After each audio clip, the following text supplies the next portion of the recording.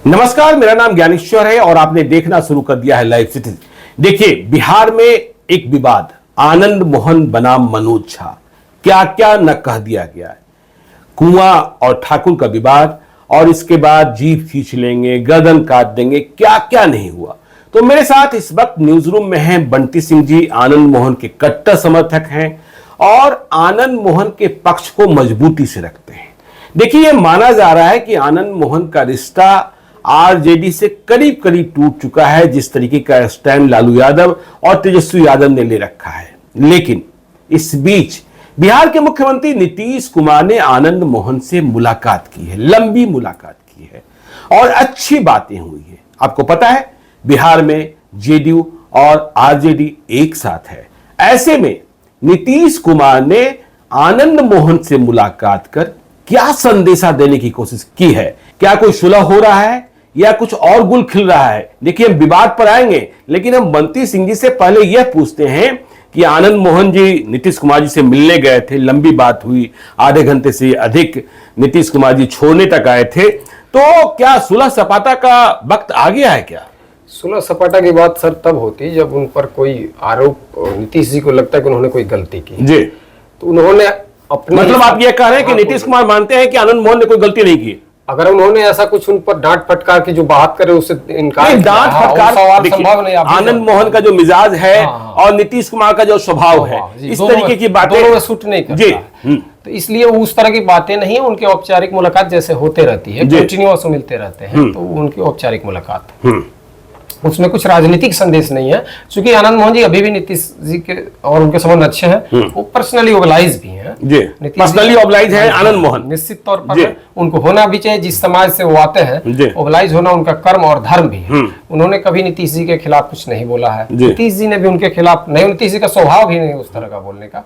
तो उसमें कुछ सुलह सपाटा की बात तब आती जब कोई समस्या होती, उनकी नजरों में कोई समस्या नहीं। मतलब जेडीयू से रिश्ते अब भी अच्छे हैं, तब भी अच्छे थे, आगे भी अच्छे रहेंगे। मतलब नीतीश कुमार ने आनंद मोहन को सम्मान दिया और आनंद मोहन आज भी इंडिया अलायंस की तरफ ही है, बिल्कुल इंडिया अलायंस की तरफ ही है, बीजेपी की ओर नहीं जा रहे हैं, नहीं जा रहे हैं। जो खबरें ये चल रही थी कि उन्होंने राजनाथ सिंह से मुलाकात की, राजनीतिक सौदेबाजी हुई, इन बातों में कितना दम है? सौदेबाजी ठीक है, आपने बताया। वो खबरें जो चलती हैं जी, खबरें जहां से चलाई गई वहीं से मैं बता देता हूं। देखिए, खबरें चलाई जा रही हैं आज, आपके जैसे सब लोग नहीं है, आप सब जगह वेरीफाई करते हैं।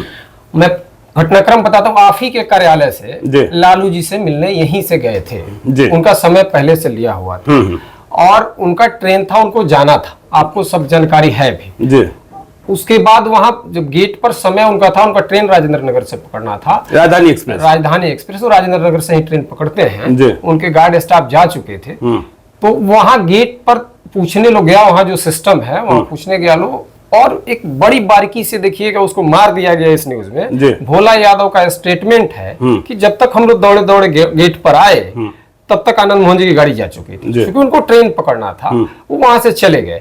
भोला यादव जी का ऑफिशियल स्टेटमेंट मीडिया में कहीं नहीं गूंजा कि हम दौड़े दौड़े आए गेट खुलवाने, तब तक वो चले गए। उसको कहा गया कि यहाँ से रुष्ट हो गया और इसके एवज में राजनाथ सिंह ने उनको बुला लिया और राजनाथ सिंह से डील हो गई। डील करने वाले आनंद मोहन होते तो आज वो भी बहुत पहले रिहा हो गए रहते, उनकी पत्नी मंत्री होती, पूरा उनका लोग रहता। डील सील में आनंद मोहन का यकीन नहीं है और नफा नुकसान वाले नेता नहीं, ऐसा मेरा अनुभव। चलिए, डील सील में आनंद मोहन को भरोसा नहीं है, तो राजनाथ सिंह से मुलाकात की जो खबरें हैं, राजनीतिक मुलाकात की खबरें, वो बेबुनियाद है, वो सो जाती। चलिए, अब आते हैं विवाद पर। की बातें हो सकती हैं, कई कारण से मिल सकते हैं, व्यक्तिगत संबंध वो हम जानते नहीं है, लेकिन उसमें चलिए अब आते हैं विवाद पर, राजनीतिक विवाद पर। ठाकुर का कुआं, मनोज झा ने कहा, इसके बाद आनंद मोहन जी ने कह दिया जीप खींच लेते।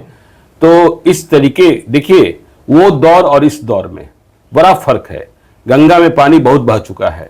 तो किस ठाकुर का जीप खींच लेते, और नहीं, किस ब्राह्मण का जीप खींच लेते, और कौन से ठाकुर को लेकर विवाद हो गया? क्योंकि देखिए, कहा जा रहा है भिखारी ठाकुर भी, कर्पूरी ठाकुर भी, रामनाथ ठाकुर भी, मैथिली ठाकुर भी, कमलनाथ सिंह ठाकुर भी। तो ये क्या विवाद है? ये मनोज झा जी बताएंगे, वो सदस्य हैं और नाम धन्य विद्वान भी हैं। वो डिटेल में उनको बताना चाहिए। 3 तरह के ठाकुर अभी तक सामने आए हैं जो हम लोग को जानकारी। एक ठाकुर जहां हम लोग जन्मे हैं, आनंद मोहन जी जन्मे हैं, और जुगो जुगो से भगवान उस जाति में जन्म लेते रहे हर युग में। दूसरे ठाकुर जो तेज प्रताप यादव जी ने, माननीय मंत्री हैं, उन्होंने बताया कि उनके ठाकुर कृष्ण भगवान है, हमारे भी हैं, हर गांव में ठाकुर बाड़ी होती है। और तीसरे ठाकुर आरजेडी ने ही बताया है कि कर्पूरी ठाकुर और भिखारी ठाकुर है। तो तीन ठाकुरों में किस ठाकुर को, एक तो हमने समझा है जो उन्होंने कहा है, आपने क्या समझा? हमने वही समझा जो मनोज झा जी ने कहा, जो उनकी मंशा थी। चूंकि ये ठाकुर पहले वो महिला सशक्तिकरण पर बात उनको करनी चाहिए, महिला आरक्षण बिल से संबंधित था, उससे और इस कविता का कोई तारतम्य कोई विद्वान स्थापित नहीं कर पाया।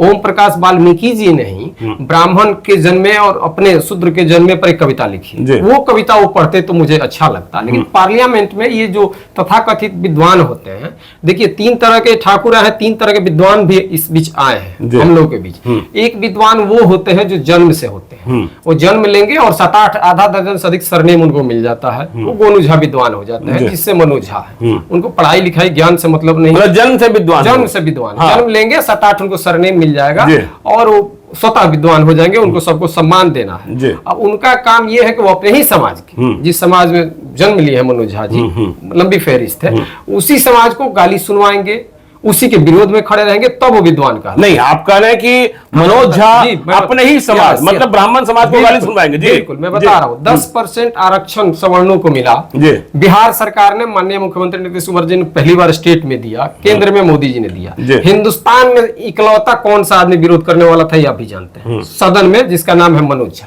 अब वो अपने बच्चों को और अपने समाज को गाली नहीं सुनवा रहे तो क्या कर रहे हैं? पूजा पाठ के वो विरोधी हैं। पूजा पाठ उस समाज का एक धर्म है, हमको भी बड़ा यकीन है, सबको यकीन है, आपको भी है, मैं जानता हूँ। उसके वो विरोधी हैं। जिस स्कूल में जन्मे हैं उसकी पक्ष कभी नहीं बात करते हैं और उसके हमेशा नुकसान के साथ खड़े रहते हैं। ये एक विद्वान की श्रेणी है। दूसरे एक विद्वान आते हैं जो खुद पढ़े लिखे नहीं रहते हैं और दूसरे को सर्टिफिकेट देते हैं। उनको अच्छा। उनको अपने पढ़ाई से संबंध नहीं है, अपने एकेडमिक से कोई संबंध नहीं है, लेकिन दूसरे को सर्टिफिकेट देते हैं वैसे व्यक्ति को जो अपने समाज को, कॉमरेड विनोद मिश्रा जैसे, दीपांकर भट्टाचार्य जी जैसे, मनोज झा जी से, इनका एजुकेशन कोई नहीं जानता है, लेकिन इनको वो सर्टिफिकेट देते हैं कि आप विद्वान हैं। तीसरे विद्वान है वशिष्ठ नारायण सिंह, सांसद राज्यसभा जैसे, वशिष्ठ नारायण सिंह गणितज्ञ जैसे, राम प्रसाद बिस्मिल जैसे, बीपी सिंह चंद्रशेखर जी जैसे, आनंद मोहन जी जैसे पैदा होते हैं। ये पढ़ते हैं, लिखते हैं और अपने जीवन पर अमल भी करते हैं, लेकिन इनको सर्टिफिकेट नहीं मिलता है। आप देखिए भोजपुरी के एक विधायक भी है लौरिया के, विनय बिहारी, 40,000 गीत उन्होंने लिखा है, लेकिन जिस स्कूल में जन्मे है तो न उनको कोई पुरस्कार मिल सकता। पिछले 70 सालों में कोई भारत रत्न समझने वाला किसी विद्वान को नहीं। बंटी, चलिए आपने विद्वान की परिभाषा तो बता दी, अब मैं बताता हूँ जो आपने कहा कि जीभ खींचने वाली बात। मेरे सवाल पर आइए, फिर आप जीभ खींचने की बात बताइएगा। विद्वान को आपने 3 श्रेणियों में बांट दिया, लेकिन आप ये बताइए आनंद मोहन कौन से ठाकुर हैं? आनंद, जिन्हें यह मन, जिसके कारण उनका मन आहत हो गया।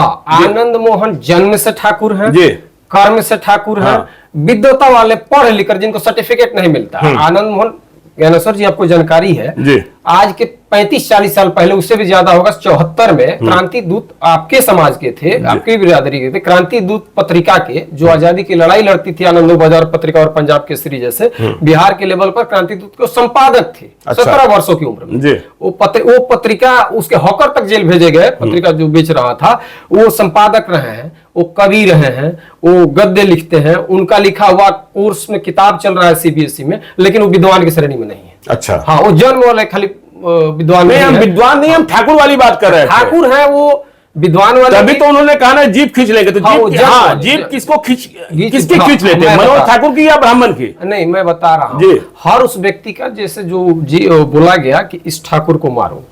मेरी समझ से आनंद मोहन जी शारीरिक शस्त्रों में मजबूत हैं, आप भी जानते हैं, इसलिए वो सक्षम है किसी का राग से।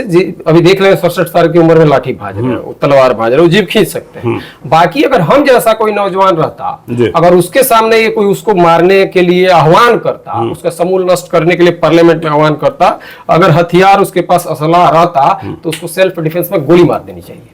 किसको गोली मार देनी चाहिए? जो आह्वान करे उसका समूल नष्ट करने के लिए, जो उसको मारने का आह्वान करे, जो मारने के लिए बढ़ रहा हो, उसको गोली मार देना चाहिए। मतलब आनंद मोहन के समर्थक हैं आप, बच्चे सिंह आप कहते हैं, इस तरह से गोली मार देते हैं आप? बिल्कुल, आनंद मोहन चूंकि शरीर से सक्षम है, जीभ खींच सकते हैं। हम जैसा कद का ठीक आदमी जीभ नहीं खींच सकता। अगर असलहा हो, अगर कोई उसको मारने आ रहा तो उसको गोली मार देनी चाहिए। तो आप मनोज झा को गोली मार देते हैं?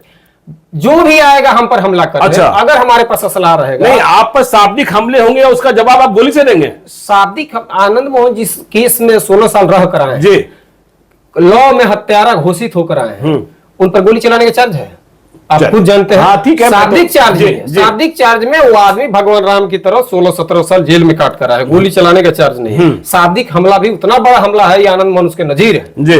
वो निर्दोष होते हुए शाब्दिक आरोप पर ही ना है, गोली चला कर तो नहीं आए, ये सब लोग जानते हैं, जुडिशियरी भी जानते हैं, जिसने कन्विक्टेड किया वो भी कहीं नहीं लिखा है कि आप गोली चलाएं। शाब्दिक आरोप है कि इन्होंने भाषण दिया, तो वो पार्लियामेंट में मारने का, ठाकुरों के समूल नष्ट करने का जो आह्वान करता था, उसके लिए वैसी पनिशमेंट होनी चाहिए। चलिए, वैसी पनिशमेंट होनी चाहिए। अब बताइए आगे की रणनीति क्या है आनंद मोहन जी की? नीतीश कुमार से अच्छी बातें हो रही हैं, तेजस्वी यादव नाराज दिख रहे हैं, लालू यादव नाराज दिख रहे हैं, 2024 में सामने आ रहा है, लवली आनंद के चुनाव लड़ने की चर्चा थी, तो आनंद मोहन किस तरीके की तैयारी कर रहे हैं? आप लोग कोर कमेटी के लोग हैं, तो 2024 की तैयारी कैसी है? 2024 पर हमारा ध्यान अभी नहीं है, हमारा ध्यान जिसके साथ भी अन्याय होगा, जहां होगा। अभी सहरसा आनंद मोहन जी परसों गए थे, वहां एक मुस्लिम के साथ अन्याय हुआ, उसके साथ खड़ा रहे। जिस घटना का जिक्र वो बार बार कर रहे हैं, आप भी जानते हैं, मनोज झा के बड़े पिताजी भी इस समय मिनिस्टर थे, रमेश झा, रघुनाथ झा जी मिनिस्टर थे, रूपनारायण झा जी मिनिस्टर थे, जगन्नाथ मिश्रा जी अपोजिशन लीडर थे, और उस समय विदुर झा जी पीपी थे, और उनकी बिटिया के साथ जो हुआ, जिसका वर्णन आज भी करने में रोंगटे सिहर जाते हैं। तो जब उसके लिए वो खड़ा हो सकते थे, और मंत्रिमंडल का शपथ ग्रहण छोड़ करके आज तक मंत्री नहीं बने, बाकी लोग बने, बाकी लोग का कोई स्टेटमेंट भी नहीं आया। आनंद मोहन से कोई रिश्तेदारी विदुर झा की तो थी नहीं, अगर रिश्तेदारी होगी भी तो मनोज झा की होगी। कोई सिंगल स्टेटमेंट इतने वर्षों बीतने के बाद उस परिवार से कोई संवेदना भी नहीं जाता। तो आनंद मोहन कभी परिणाम की चिंता, जोड़ घटाव और चुनाव की चिंता नहीं करते हैं, नफा नुकसान की। वो जिसके साथ भी अन्याय हो, चाहे किसी समाज का हो, उसके साथ खड़ा रहने वाले फितरत में है। हम लोगों को आपत्ति ये है कि जो परसेप्शन क्रिएट किया जा रहा है, आप बताइए, भोला यादव जी के बयान को नहीं चलाया गया, मीडिया ट्रायल हो रहा, सिर्फ एक दो छोटे लोगों ने, जो ड्राइवर और गार्ड आनंद मोहन जी के साथ थे, डीएम के साथ थे, जी कृष्णैया जी के साथ, वो आज भी जिंदा है, लकली आज भी नौकरी में है। हमने सुना है उनका बयान एक आध जगह, वो आज भी बयान दे रहे हैं कि आनंद मोहन जी वहां नहीं थे। इसको कहीं प्रमुखता नहीं दी गई। भोला यादव ने कहा कि हम लोग गए तब तक वो चले गए, गेट को, इसकी प्रमुखता नहीं दी गई। और प्रमुखता किसको दी जा रही है पार्लियामेंट के अंदर स्वनाम धम विद्वानों के द्वारा, कि भगवतिया देवी। आप बताइए ज्ञानेश्वर जी, भगवतिया देवी 1967 में ताल कटोरा स्टेडियम में, वो सच बोलने वाले लोग बता रहे हैं, ताल कटोरा स्टेडियम में रिटेल में है, राम मनोहर लोहिया और उपेंद्र नाथ वर्मा सोशलिस्ट, आप उनको जानते हैं, उनके साथ भाषण दे चुकी थी। भगवतिया देवी 69 में 1969 में एमएलए हो चुकी थी, और उनको कहा जा रहा है कि उनको हमने भेजा, उसके बाद नहीं आई। इनके पास तो अमृतत्व की घुटी है, अमर का आशीर्वाद दे देते, 500 साल भगवतिया देवी जी जीती, और ये जो श्राप का आशीर्वाद देते, सारे ठाकुर दुनिया से नष्ट हो जाते। आज भगवतिया देवी जी की बेटी विधायक है बिहार में, और उनके बेटा सांसद है गया से। नहीं, आप बंटी जी ये बताइए कि तेजस्वी यादव ने तो कह दिया, लालू यादव ने तो इतना तक कह दिया, अकल रहेगी तब ना शकल देखें। देखिए, लालू जी का जहां तक बात है जी, ज्ञानेश्वर जी, मेरी तो उम्र कम है, और उन पर क्या कमेंट करना, लेकिन एक चीज मैंने ऑब्जर्व किया है। अभी एक किताब नलिन वर्मा जी, हमारे भी मित्र हैं, आपके भी मित्र हैं, अभी 3-4 दिन पहले हमने पढ़ा है, उसमें हमने कई तस्वीरें देखी। इस दुनिया में कोई आदमी बताइए, बिहार में छोड़िए, जिसको लालू जी ने सम्मान दिया हो और सम्मान से प्रणाम किया हो, आपने कहीं देखा? आप तो बहुत कवर किए, आपकी उम्र हमारे उम्र के बराबर आपका अनुभव है। लालू जी का हाथ जोड़ के किसी भी नेता के खिलाफ, किसी पक्ष में, किसी भी सम्मानित आदमी के सामने बैठने का, प्रणाम करने का आपने देखा है? तो लालू जी का वो फितरत है हमारे इलाके के, हम उनके दीवाने हैं, उनके स्टाइल के, उनके बहुत लोग दीवाने हैं, हमें अच्छा लगता है, हम उनके भाषण जाके दूर से भी सुनते हैं। तो लालू जी ने किसी को सम्मान नहीं दिया है, और किसी के, उन्होंने केसी त्यागी जी के खिलाफ क्या कहा आप जानते हैं, उन्होंने कांग्रेस के प्रभारी को क्या कहा आप जानते हैं, उन्होंने माननीय मुख्यमंत्री जी को क्या कहा आप जानते हैं।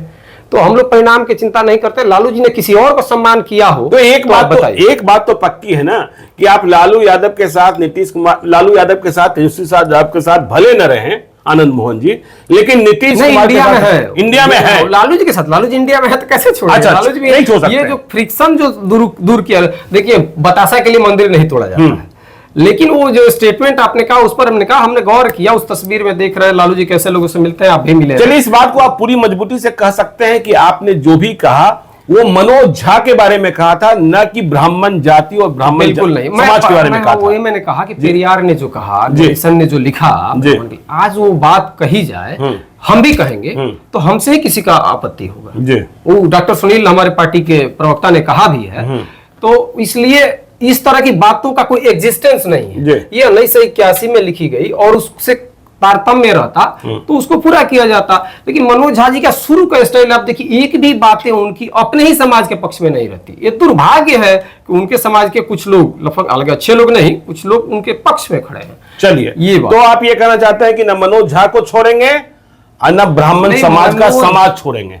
ब्राह्मण समाज का जो आदर है, बिल्कुल उनके प्रति जो लड़ाई है, उनके लिए जो लड़ाई है, वो आनंद मोहन लड़ते रहेंगे। हम इस आज भी लड़ रहे हैं, उनके साथ रहने वाले लोग, उनकी टीम के लोग आज भी। आप तो उनको बहुत कवर किए हैं, आप उनके बारे में, उनको न ब्राह्मण से मतलब दिक्कत है न किसी और समाज से दिक्कत, इस माइंडसेट से दिक्कत है जो माइंडसेट हर मौकों पर ब्राह्मण को ही झुकाता है। मनोज झा जी ने चाहे आरक्षण का मुद्दा हो, इस रिजर्वेशन का मुद्दा हो, इसमें कहा उन्होंने ब्राह्मणों की बात की है। चलिए ठीक है, तो बंटी सिंह जी ने आनंद मोहन का पक्ष स्पष्ट किया है कि असली बात क्या थी और आगे क्या होगा। तो देखिए, आनंद मोहन जी को लेकर और भी जो चर्चाएं होगी, जानकारियां होगी, वो लाइव एक चीज छोटा सा बात मैं कह रहा हूं, ये जो बार बार चलाया जा रहा है, आपके माध्यम से मैं बता रहा हूं कि आनंद मोहन गए, घुटनों पर टेक दिए, गेट बंद हो नहीं, वो तो तो ये सर्वविदित है। जो लोग भी आपके जैसे आनंद मोहन को व्यक्तिगत जानते हैं, उनका समूल नष्ट हो जाए। जो आदमी फांसी के डिसीजन के समय, उसमें सैकड़ों लोग रहे होंगे, हम तो नहीं थे, आप भी शायद रहे होंगे, फांसी का डिसीजन सुनने के बाद भी आदमी नहीं सिसका। कई लोग, हमारे जैसे लोग, हमारे मित्र यहाँ बैठे हैं, हम लोग जाकर राय देते थे जेल में जब मिलने जाते थे कि आप सरेंडर कर दीजिए, तो उन्होंने कहा था कि पप्पू यादव और हमारे में क्या फर्क रह जाए। वो पप्पू यादव की तरह गिलगिलाते बिलबिलाते रोने नहीं लगते हैं सिपाही के सामने, दरोगा के सामने। तो आपने पटना जंक्शन की भी घटना देखी है। तो आनंद मोहन को ये कहना है कोई दुत्कार के भगा दिया, कोई डांट दिया और वहां सरेंडर करके, ये दुनिया का सबसे बड़ा झूठ है। इस दुनिया में कोई पैदा नहीं लिया जो कहे कि आनंद मोहन हमारे पास सिसके थे, झुके थे और झुकने आए थे। चलिए, आनंद मोहन कभी नहीं झुकेंगे। तो आगे क्या, यह भी आपको बताते रहेंगे। आप देखते रहिए लाइव सिटीज को। यदि अब तक आपने हमारे YouTube चैनल लाइव सिटीज को सब्सक्राइब नहीं किया है तो जरूर कर लीजिएगा। और यदि इस वीडियो को आप फेसबुक पेज के माध्यम से देख रहे हैं तो पेज को लाइक कीजिएगा, ट्विटर पर भी हमें फॉलो कीजिए। धन्यवाद।